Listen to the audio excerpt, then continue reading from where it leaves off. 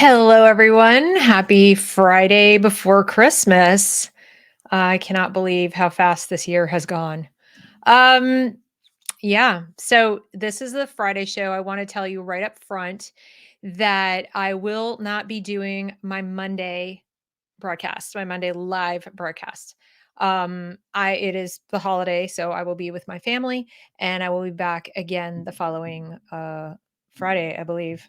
Trying to think when New Year's Eve is. Let me double check. Of course, those of you watching this in the replay are, I'll let you know way after today are like, yeah, whatever, Dad, we don't care. Um anyway, yeah, so it looks like 2 Mondays in a row, I won't have a show because it's holidays, so we'll have Christmas and then New Year's Day, but I will be doing a show on the 29th, so Friday, and then, of course, the following after that. So, today, I wanna talk to you about humanities. Just to be clear, what I'm talking about when I say humanities, in case there's any, debate or you're not sure what I'm talking about as far as subjects. Um, these are the academic disciplines that study aspects of human society and culture, including the fundamental questions asked by humans. So, this might include things like foreign languages, history, sociology, philosophy. They say language arts, but literature, writing, oratory, rhetoric, poetry, performing arts, visual arts, sculpture, photography, filmmaking. So, all of the things that humans have produced and do produce in the course of being alive that we could point to and say, make us human. I mean, animals can't do them. They were done by humans. And to a large degree, they are done and were done by humans in the course of trying to understand and be okay with being human in this world, either by sort of observing it and trying to figure it out, religion, philosophy, or even ethics and so on, or just documenting it for each other, experiencing joy, even art, things like that. So all of the things that go into making us human, I would put there. I would say they don't have a literal practical application with the possible exception of oratory and learning to write. You can write things for pragmatic purposes. You can certainly sell artwork and music, and you can speak a foreign language to get along better with other people. So these things do have a practical purpose, but for the most part, teaching the humanities is not aimed at that. It is aimed more at helping our children understand what it is to be human in the world, what that means, and how to, not really what to think about it, but maybe how to think about it. And at least to have the perspective that they're not, they might be literally new here on planet Earth, but humans have been here a while and humans have been engaged in the same kinds of struggles that they're engaged with for millennia. And there are things they produced and did and documented that our children can and should learn from in order to figure out what to do today, tomorrow, next year, and so on. It's perspective, right? Also, I think that these subjects teach a lot about the human condition. So when we look at people in the past and how they described their world, how they represented it in art and so on, we learn a lot about how we have changed, who we are today because we are not like them. And we can decide that's either good or bad or indifferent or whatever, but it's part of learning to think. And it's part of learning to analyze what is. And I think to a large degree, it also would help if we taught it properly.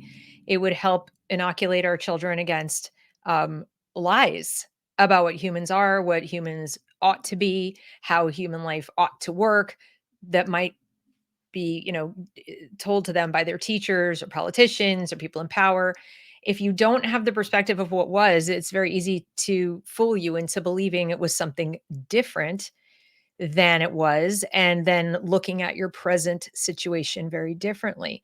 So, obviously, to give an example, if the only artwork that people see from, let's say, the United States going back to the 19th century is artwork, and the only literature you read and the only artwork you see is from people who were, let's say, pro slavery or people who had, who just you really don't want to be associated with, and you skipped out on all the other things that were going on, they would definitely have a very dim view of the country, of the people who lived back then, of the way they resolved problems, of the struggles that they went through, and it would be very, very easy to decide that every single person back then was wrong and everything they developed was wrong and bad, and that we should just tear it all down. Anything that could be dated to that date should be eradicated because it was done by bad people. So what we show our kids about all that stuff influences what they think of it. And it's never always bad. There's a lot of bad. There's also a lot of good, not just in this country, but around the world. So teaching the humanities gives us opportunities to show the good, the bad, and the ugly, and let the kids figure out what resulted in triumph. What were the common denominators that helped human beings survive really awful times, right? If they're looking at art, if they're looking at music and so on, what was in there that uplifted humankind and kept it going, right? There were probably plenty of opportunities where human beings could have said, "Oh, screw it, we're gonna, just live in this kind of misery forever and not never try to make things better." But why would someone invent something new? Why would someone say, "Let's stop killing each other and let's have some kind of a civil government"? Why would people do these things? Not only for practical reasons, there's a spirit. If you're religious, you call it a soul. If you're not particularly religious, you still can't be a rational person and look at human beings and say we're really no different. We're just like a higher order dolphin or ape or something. I don't even think most atheists I know don't say that. They still would say no, human beings for the most part um have something. There, there's something more than that. We have a rational mind. We have a spirit. There's something about us that that can be, uplift and pursue the good instead of just destroy the good. We are living in a nihilistic world right now where that is hard to come by. We don't see a lot of teachers who are saying, "Hey, let's look for heroism." They look for struggle, but they never find the hero. The hero is usually the struggle itself. The hero is toil, and toil is unthinkable outside the collective. This is what Havel taught us with the socialist realism stuff. Um, so I think we need to teach humanities so that our kids have a window into the past. As I said, the good, the bad, and the ugly. So then the next question that comes up for me from a lot of people is, okay, Deb, but which humanity? In other words, whose art? Whose music? Whose philosophy? Like, how do we choose? There are only so many hours in the day. There's only so much time our kids aren't interested in it. They don't want to sit and read old books. They don't want to look at the Greeks are too old. Can we go back just a shorter amount of time and not read Homer? Because very often when we talk about teaching the humanities, we are talking about the classics when it comes to literature, poetry, and so on. Why do we have to do that? Can't we just sit it? This is boring. Well, I'm never going to sit here and tell you you have to do anything. I'm going to say, however, that just because you can't explain why you should teach Homer, it doesn't mean you shouldn't. So if your child's like, these old dead Greek people, I don't want it's boring, it's really hard, whatever.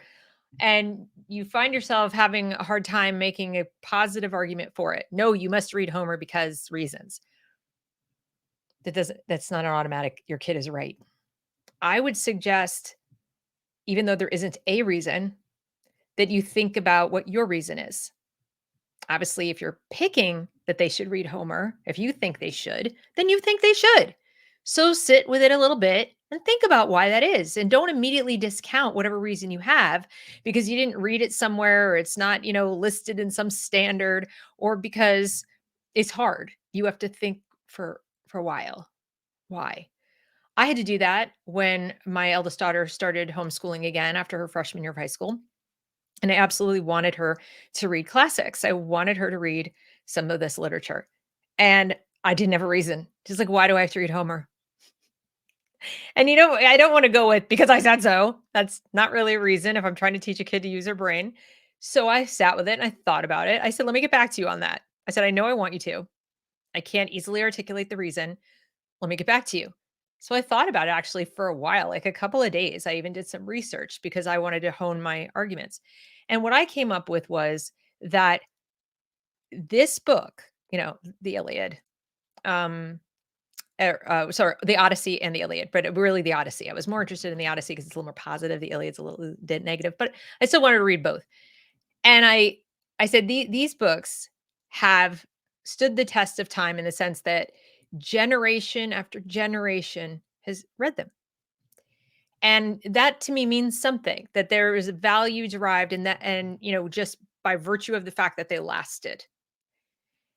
Secondarily, I looked at what did I wanted her to be steeped in sort of American ideals, if not what our country actually is.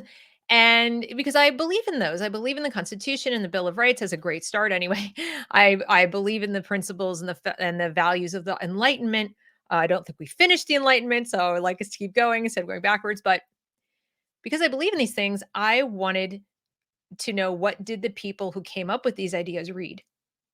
Because I do believe that the humans who produce things that I love and care about and so on are a product of the things that they read and they studied and they, drew inspiration from. So, why how could I possibly teach my child about how amazing America is and how amazing, anything is, and to the good, if I didn't pick the people that I want her to, know about and respect and like and so on, then to look at what they learned. Well, they read the classics. Now, does that mean I want her to learn Greek as well as Latin? She learned Latin, but do I want her to learn all the same things? No. But in terms of picking and choosing things from the canon that they also consumed, as well as learning Western European history, and not skipping over it, not cherry picking around it, but actually really understanding about different empires and how things, shaped the course of human history in the West, where my children live and are likely to live the rest of their lives. Yes, I wanted her to read what the people who shaped that also read. And that's not to say I didn't want her to read some of the things that people I don't particularly like read. So I wasn't saying you can't read, you know, Karl Marx or something. It's just that it was a higher priority. You're talking about whose works do you pick, Deb? Whose vision of philosophy do you pick? Well, certainly wasn't going to skip the the output of the human beings I respected and liked, who created the world in which I live and prosper as a human. For 57 years on this planet, I've been able to stay alive and healthy despite all kinds of issues that I've had, and I'm still here. I live in what I still believe is the greatest country on earth in terms of its potential. I don't know if we can get back to what we were, but certainly in terms of potential. And how can I possibly pass that to my child and, or children, and reproduce this culture if I don't look at what produced this culture? And if I don't have her look at what produced this culture? And to my dismay, I was not given the opportunity to read a lot of the stuff that I gave her the opportunity to read, and that I am now still reading. Like, I am now finally reading Plutarch's Lives. Didn't read it as a teenager. Kinda pissed off, to be perfectly honest with you. I think I would have had a richer understanding of all the history I did learn, of the art I did learn about, if I had been able to consume more of the humanities and the history and philosophy and art and music of the Western world. I still had more of it than most people. I was fortunate enough in that regard, but not as much as I wish I'd had, because I went to public school through ninth grade. I didn't go to private school where they had more of this kind of humanities till I was in 10th grade. So it's a lot of years where I missed out. I never learned Latin or Greek. She at least got the opportunity to learn Latin. And now, even to this day, tells me, like, I'm really glad you did that. I was kind of kicking and screaming, but now she's studying art history and she's like, oh my God, this makes sense. And that makes sense. And I understand this and I understand the history of that so much better. Now let's talk about religion, because religion falls under humanities. And this gets a lot of pushback from people, especially people who are not religious. Well, I don't think we should teach our kids religion. Okay, first of all, it's a humanity. It's part of the humanities. It's part of what makes people human.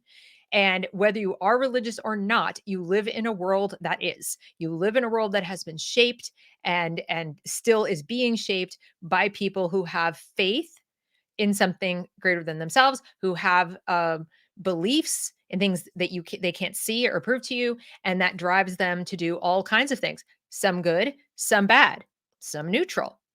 But if you want to really understand the human condition, if you want to understand where we are now in this world, if you want to understand the history of Western civilization and the United States and everything about the world in which you actually live, you cannot properly do that, in my opinion. This is Deb's opinion here. You cannot properly do that without reading the Bible. I think it's wrong, frankly. And so I don't like state run education. I think it is wrong to deny American children opportunities to study the Bible as part of humanities. How much can they not understand because they don't? Now, again, I wouldn't force it by government, but I'm saying if there are schools out there, private schools here and there, I don't like even the private schools. I go, no, we're not going to touch that. We're not going to do that.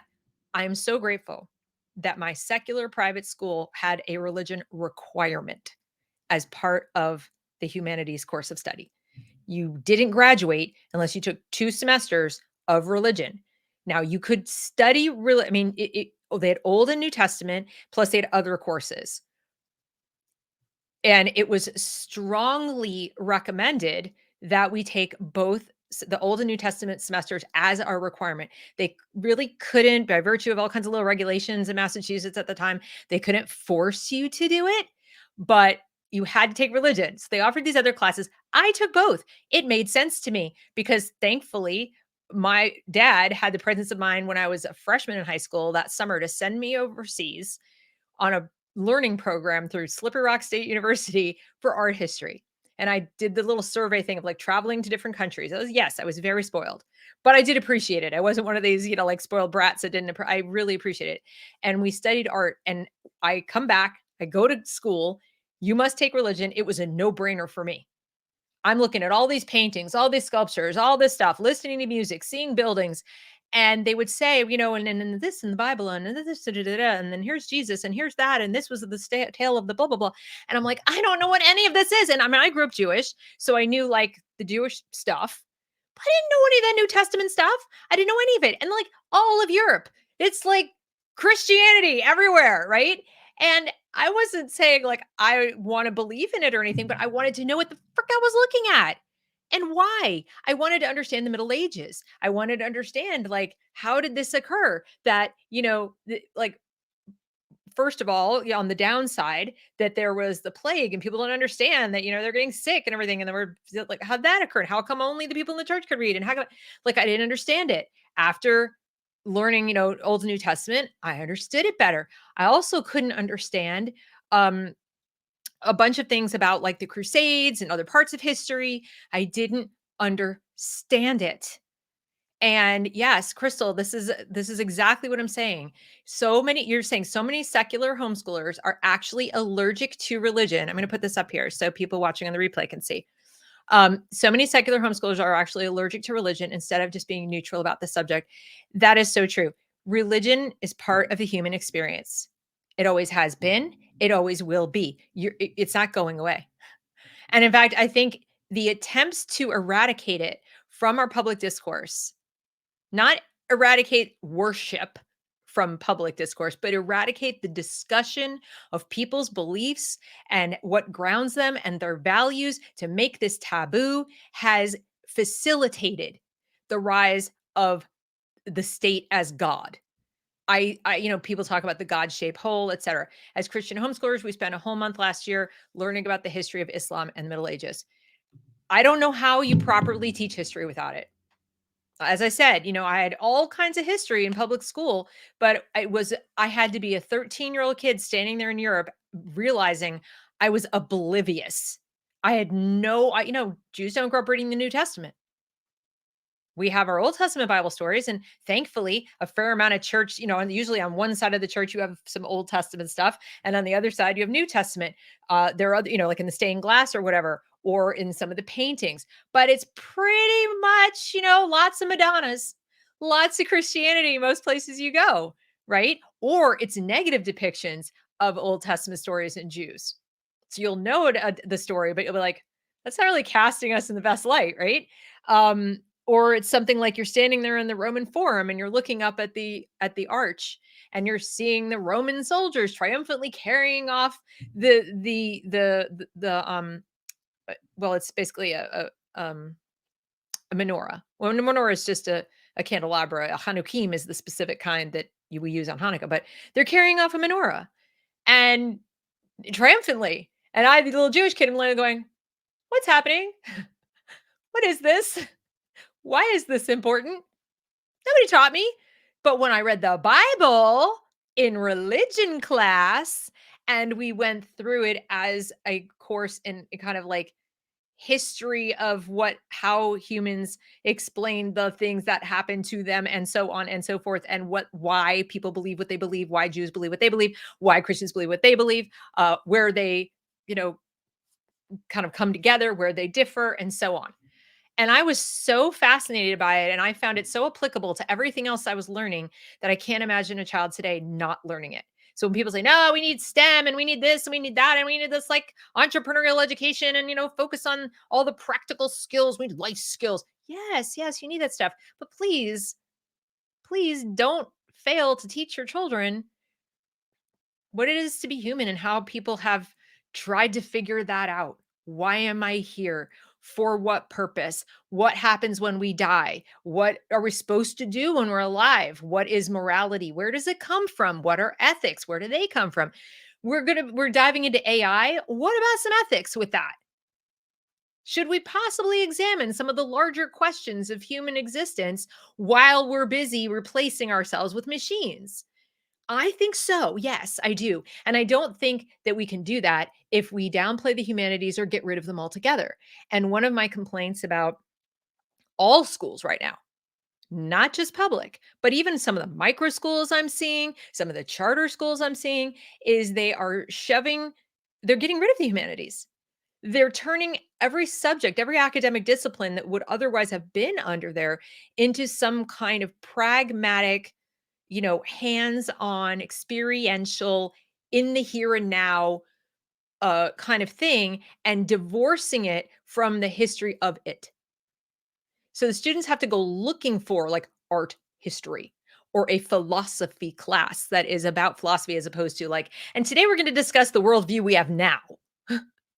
Not, let's talk about the different competing worldviews people have had over time and why they might have had them at that time in history and how they were changed by events and so on and so forth. No, don't contextualize it that way. And you really can't do any of this. Like, how do you read literature that is older than 50 years without understanding something about religion? Not sure how you would do that. How do you look at art that was produced before 100 years ago without understanding the Old and the New Testament?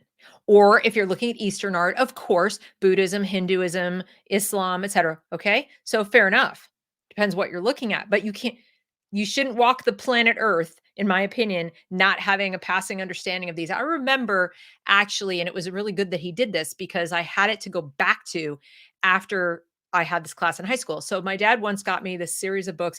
If you remember, like Time Life used to sell books on TV and so forth. And sometimes you could get them in a discounted, box of used books or whatever. And in those days, back in the 70s and early 80s, Barnes and Noble was literally a warehouse in Manhattan for like overproduced books that didn't sell, and books that were produced even for academic purposes that didn't get bought and so on. And they just had like giant crates of books around and they'd stack them and they'd put them on sale. Whatever. That's what Barnes and Noble was. And we used to go on these little field trips to Barnes and Noble. I remember this because it was like my favorite thing to do with my dad. And he one day bought me a box set of book of the world's great religions. The world's great religions. Each one had its own paperback book of about that thick, about yay big and that thick. Got it for me, and it had big, colorful pictures. It was like a textbook. And so I was probably about 9 or 10 at the time. And until I went to Europe that one time, I didn't read it. I mean, it wasn't assigned to me. So it was kind of like I flipped through. These are cool. Okay, so there's this thing called Hinduism. Wow, that's weird. Like I just would like look at the pictures, read the captions. I didn't really, there was nobody pushing me to read it or saying, you need this. So the second part of this little rant that I'm doing today is, you're if you're one of those like self-directed homeschoolers or parents is like, well, my kid's not really interested in it. Too bad. I'm sorry. I mean, again, I have the perspective of my dad gave it to me and then said, "Here you go." And I was like, "These are cool pictures," but no one told me why this was important. Nobody sat down. That's why I say go find your reasons, whatever they may be, and then present them. Hopefully your child will find their own reasons as they go through it, as I did. My dad didn't tell me why he was buying it for me. He didn't say this is important because. He just said, "This looks interesting. Let's buy it," and gave it to me. So I had no clue until I figured it out by myself. And that was because I was fortunate enough to travel. But a lot of kids don't get that. They don't get that juxtaposition against some need to know or desire to know.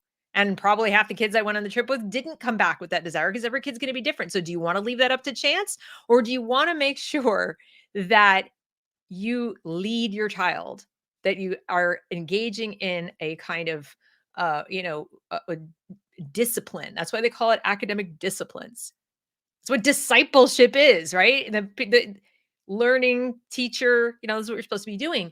And it's not always about instructing. It's about leading by example, explaining the value of something. Again, it doesn't have to be the same as mine. It could be your own, but you do need to convey it to your child that this is a value. And even if they go, "Well, I don't agree," or "I don't want to do this," whatever, it comes a point where you just trust in the correctness of what you're doing and say, "Well, we're doing it. This is part of learning. This is part of what you need to know." And understand that it's normal for kids to push back when they can't see it yet.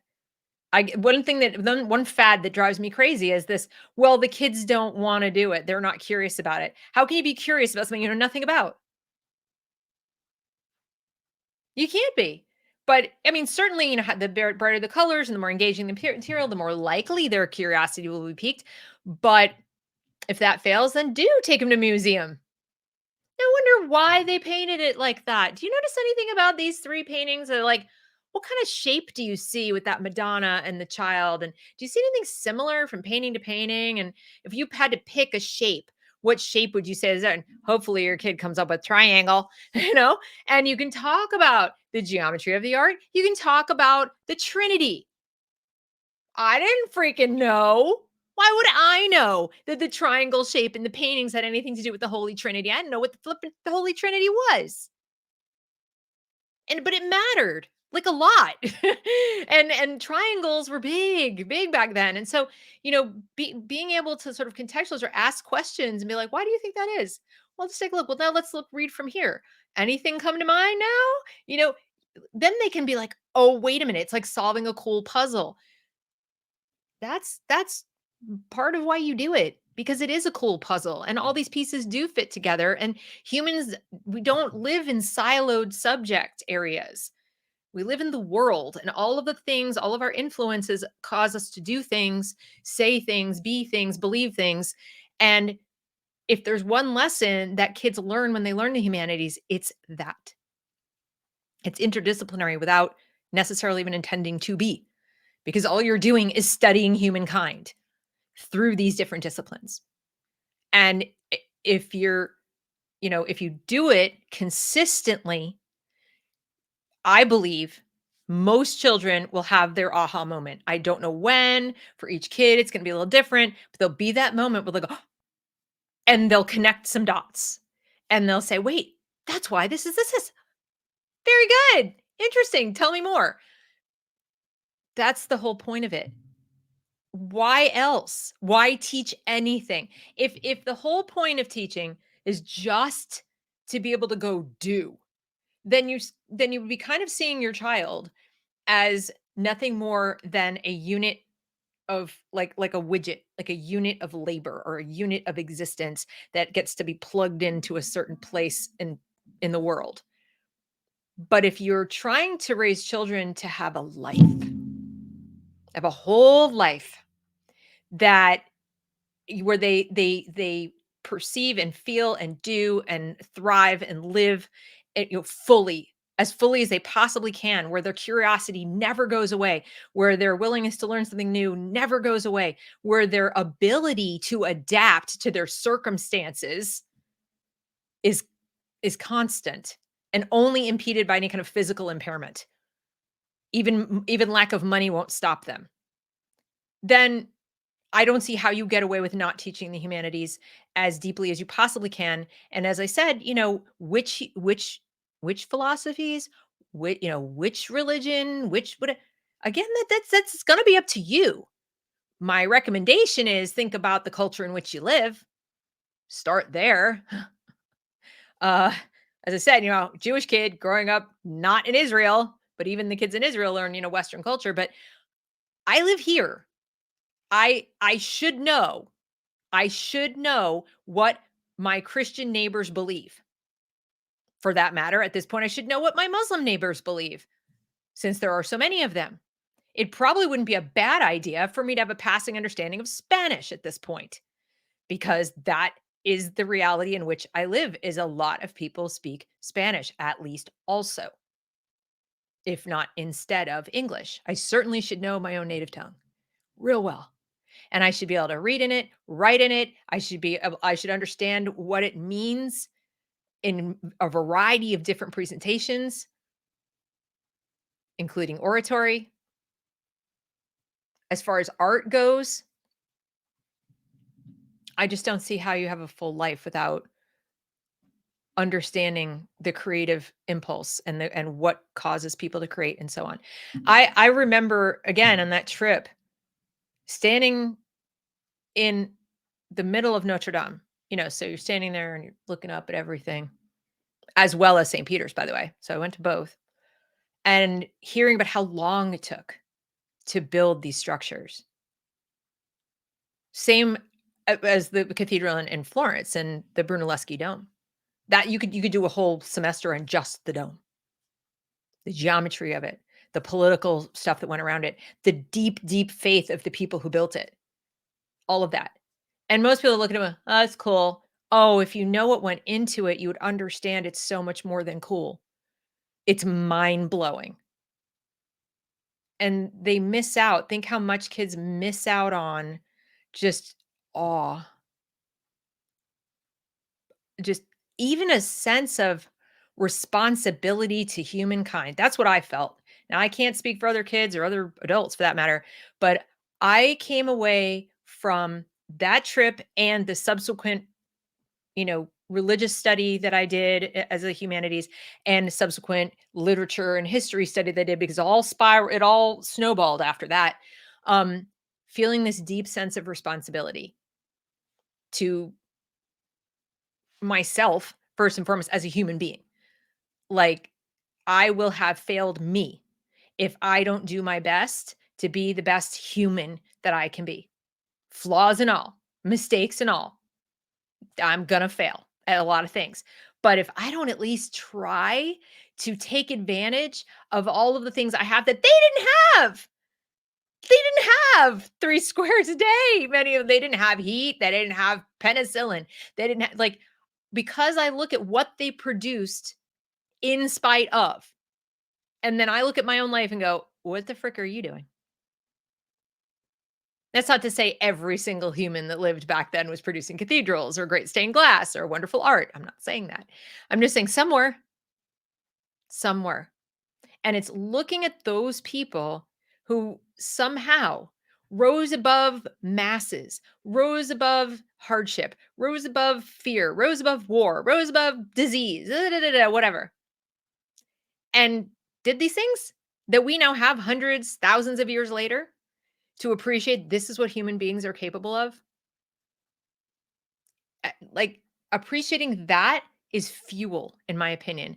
It is motivation for the average person to say, I can certainly go out there and do the best I can do. I can certainly do that.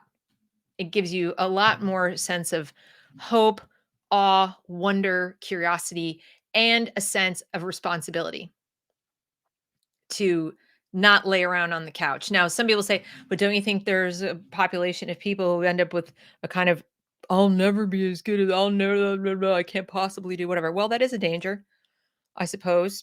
You'd have a perfectionistic little kid who somehow internalizes that they're never going to be, a painter as good as Raphael. So why bother? But I don't think so. I mean, especially if you look at the process of what it took for Raphael to be Raphael. And if you look at all of his students and you look at all of the people who also were trying to do it at the same time, and some people are going to become that, and other people are just going to make really beautiful paintings and enjoy painting. It's not about becoming that. It's about learning from the striving and the doing and the exemplary work, the pursuit of excellence. You don't have to actually be that. You can be your own version of excellence. And I think that's what it says to me, because more of us have the capacity, ironically, to be excellent today than they did. Because we don't have the daily struggle of, am I going to eat today? Or even tomorrow. Is somebody going to come and like burn my house to the ground because I'm from a different religion or whatever? Are they going to hunt me down and kill me? Um, you know, am I going to be forced to marry someone or have to be pregnant 17 times before I die? Am I going to die in childbirth? Like, it's hard to pursue that kind of excellence when you've got those worries. We don't have those worries. We don't. So to me, it's like all the more reason we shouldn't be orienting our kids just towards production. They have the luxury of time to think and contemplate and daydream and create, write poetry, do art, cook, experiment with their likes and their dislikes and their beliefs, and have long, long conversations about really important things. They have that. Why aren't we doing it? Not everything has to result in a robotics competition or, a mathlete's trophy, or building an app or a website or whatever. I mean, I'm not saying don't do those things. I'm just saying I think we've looked at school and education and said it's bad because it's the factory model of the 19th century, and it's outdated, and it was about very bare minimum, and they're just going to sit here and do these rote things. Oh no, rote memorization is so bad, and we need 21st century skills of technology and STEM and entrepreneurship and getting along with people. You're just replacing one sort of group of silos with another group of silos. It's more modern. That's all they're doing. That's literally all they're doing. Let the computers do the math. You do this. Okay, but you're still telling me I should do this, that I should do, what I should be, how I should think. Or not really how, but like what I should think, what my worldview should be. We're all one big, world government is great. And, we all should be, contributing to making a better society. How? With what? Without humanities, what the hell is the mortar that we're going to use to hold this better society together? What are the common values we're going to coalesce around? First of all, we can't. This idea that we have a global set of common values is crap. And the only way I think what they're trying to do by eliminating classics, humanities, and all this stuff is get rid of the common set that we did have that supports the idea that individuals should chart their own destiny, and that something like global governance is absurd and tyrannical. Can't have that, because then we'd have to read the ancient Greeks and ancient Romans, and we'd have to learn about tyrants and how they're giant, huge empires that tried to take over everybody's, self-determination and make everyone have one language and all that. And that didn't work out so well. We can't have them learning that, because then they might prevent us from trying it yet one more time. So instead, they're trying to create a brand new set of common values, which is just like a hatred for poverty, a love of brown people and gay and this and that, whatever. These are not values. Those aren't values. Those aren't virtues. Ask your average kid today, what are the virtues? Unless they're Catholic, then they might know. Even as a Jewish kid, I learned what they were, right? What the real virtues were and what real vices were. We didn't call them the seven deadly sins and the seven virtues. We didn't call them that, but we still learned about them by name. We still learned about what they were and why they mattered. Most kids today aren't learning that. But you say virtue and they start talking about, like, being kind to people, being tolerant. When you say, what about honesty? What about, you know, thrift, or being frugal, or, patient? What about prudence?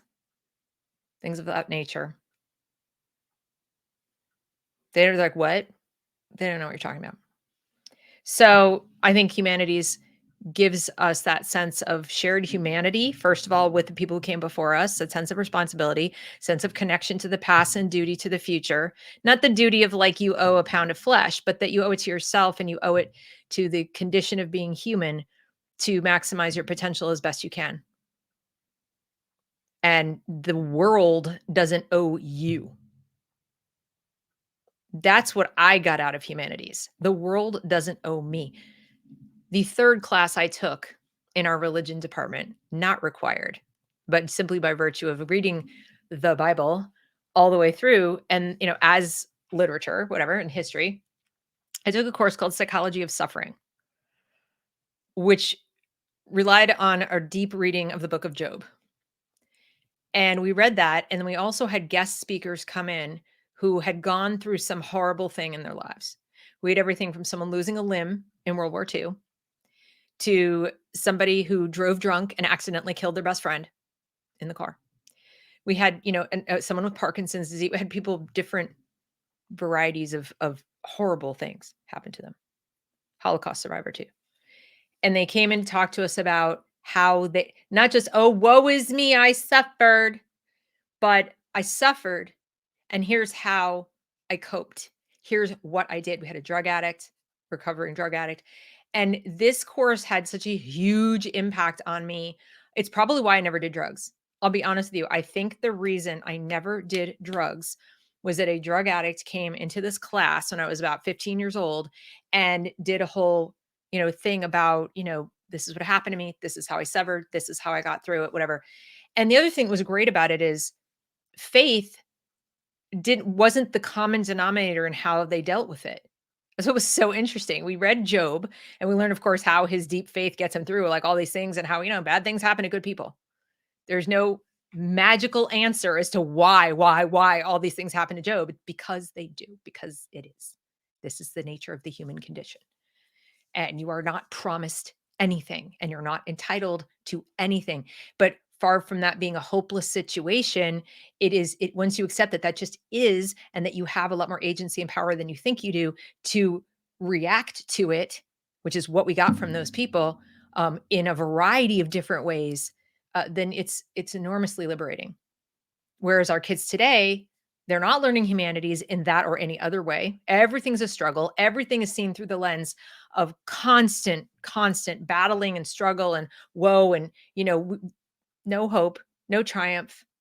And they don't even realize what real adversity is because they don't talk about it. They talk about like they cherry pick adversity.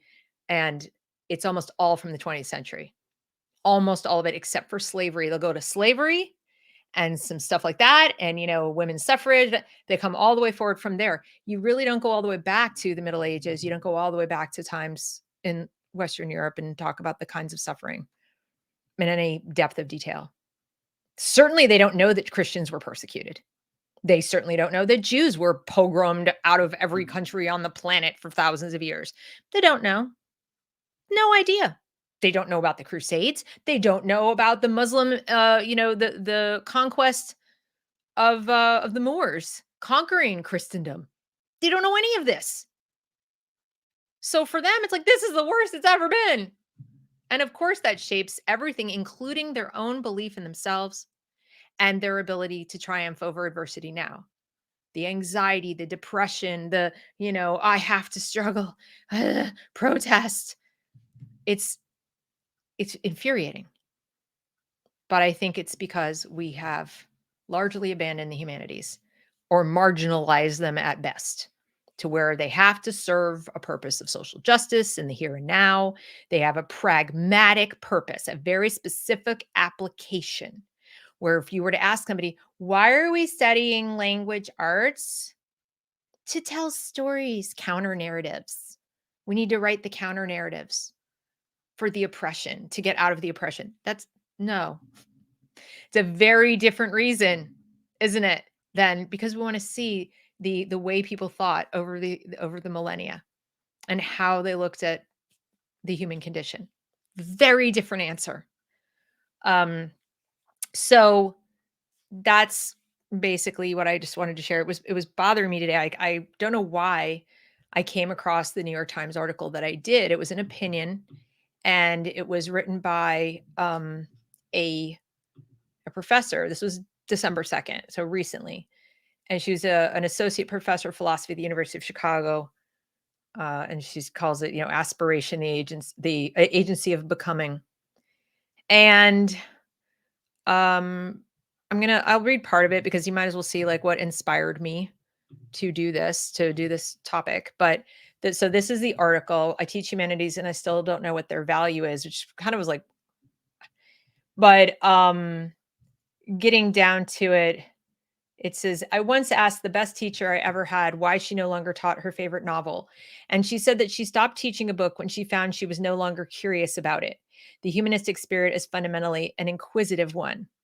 In contrast, defenses of the humanities are not and cannot be conducted in an inquisitive spirit because a defensive spirit is inimical to an inquisitive one. Defensiveness is, it must be admitted, an understandable response when budgets are being cut and the chopping block is brought out and you need to explain why you shouldn't be on it.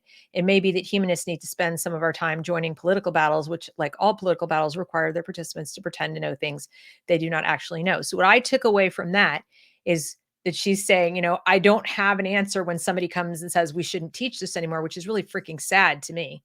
She should have been able to come up with something. But that she's been so brainwashed into believing that you need to defend them in the first place, that if they don't serve a purpose, then maybe we shouldn't do it. Or it was, well, I'm not curious about it anymore, so I don't teach my favorite novel, is what this person told her. You're not curious about it? Like, so I feel like so many of these teachers and professors, they even, she's not wrong to say a defensive mindset also encourages politicization. If the study of literature or philosophy helps to fight sexism and racism or to promote democracy and free speech, and everyone agrees that sexism and racism are bad and democracy and free speech are good, then you have your answer as to why we shouldn't cut funding for the study of literature or philosophy. Politicization is a way of arming the humanities for its political battles, but it comes at an intellectual cost. Why are sexism and racism so bad? Why is democracy so good? Politicization silences these and other questions. This is where I 100% agree with her. And why I would say like it's only because they're operating within this kind of system that this even comes up. Imagine telling a homeschooler, you should teach humanities, and having them say, no, I'm not going to teach humanities because whatever, give a reason. You'd be much better able to make an argument, right? You wouldn't have to say, like, well, budget, well, pragmatic reason, well, racism, sexism, whatever. The only reason she's like, well, it's political because we have to be doing something that solves some problem. You're stuck in that headspace. Who said? Who said that education has to be serving the purpose of social justice? Even this humanities professor is stuck in there. Like, she's wrong, she's right to say, why, shouldn't we be asking these questions? Why are sexism and racism so bad? Why is this so good? Of course you should. Of course you should. But, it's like humanists are not alone in their ignorance about the purpose of their disciplines, mathematicians or economists or biologists. And I would argue, as I said at the outset, the reason that all these people don't know why their disciplines are important is they were not taught to them that way. They were taught to them in silos as pragmatic things, tools. You need to know this because you need to know it because I said so. Or you need to know this because to get a job, or you need to know this to get into college, or you need to know this because you'll have a test. And so now when they're asked, well, why do kids need to know this? They're grappling for a pragmatic reason as opposed to a human reason or a qualitative reason. And it's a lot harder to articulate. They haven't been taught the humanities properly either, because that's where rhetoric and oratory and all that stuff comes in. And they would have been able to say, well, how are you going to know this is connected to that, is connected to this, is connected to that? How are you going to have the inspiration to do more, do better, be more, be better? If everything has to be measured and then they want to throw capitalism under the bus. See, this is all about capitalism. Actually, no. It's not. The people who sit there and say everything has to have a purpose and you have to plug the people widgets into where they belong and where they should be to supply for all the needs, those would be the socialists. Capitalism is really doesn't have a specific worldview. It's just voluntary mutual exchange to, for each individual person to, support themselves and then benefit from their own labor. That's it. That's literally all it is. No, well, this is because people wanted to use other people for making money. And like, that's not capitalism. That's exploitation. But they don't know that because why? Because they haven't studied humanities. So why would they know anything about economics? Why would they know anything about the different versions of economics over the years and how they came to be and why people grabbed onto them and then abandoned them? They wouldn't because they weren't taught the humanities at all. Never mind this way. So I hope that makes it clear. If you are, I know Crystal, you're homeschooling. Anybody else watching this?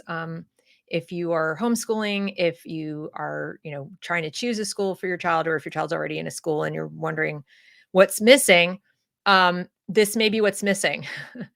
It's certainly not helping alleviate the apathy and the sense of disconnectedness that our children feel to anything because they live in a perpetual present. It's always the present. The only vision they have of the past is negative. So there's a lot more to it than that. The last thing I'll say to you is, and kind of along those lines, if you have not seen the Holdovers movie, I highly recommend it. If you can see it, get it on streaming or something. Highly, highly recommend it as a kind of a family movie to what, maybe not family. If your kids are younger than teenagers, you watch it for yourself. But it's certainly like a good thing to watch around the holidays because it does take place at Christmas. But what I like about it that's related to this topic is you have a classics teacher is one of the protagonists of the story. And there's something about him that I think exemplifies what it is to be a person who's interested in the classics. And you don't catch it right away. It kind of creeps up and creeps up, and there's a moment where it becomes very clear. But when you realize how that connects everything else for him and the other characters, I think it'll drive home the point I'm trying to make about why the humanities are so important. So that's about it.